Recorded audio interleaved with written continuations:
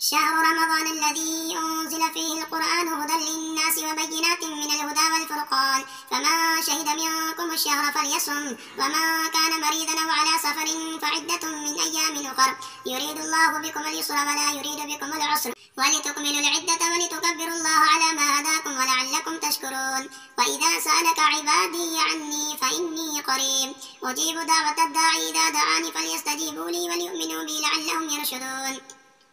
أحل لكم ليلة الصيام الرفث إلى نسائكم هن لباس لكم وأنتم لباس لهن، علم الله أنكم كنتم تختانون أنفسكم فتاب عليكم وعفى عنكم، فالآن باشروهن وابتغوا ما كتب الله لكم، وكلوا واشربوا حتى يتبين لكم الخيط الأبيض من الخيط الأسود من الفجر، ثم أتموا الصيام إلى الليل ولا تباشروهن وأنتم عاكفون في المساجد، تلك حدود الله فلا تقربوها، كذلك يبين الله آياته للناس لعلهم يتقون.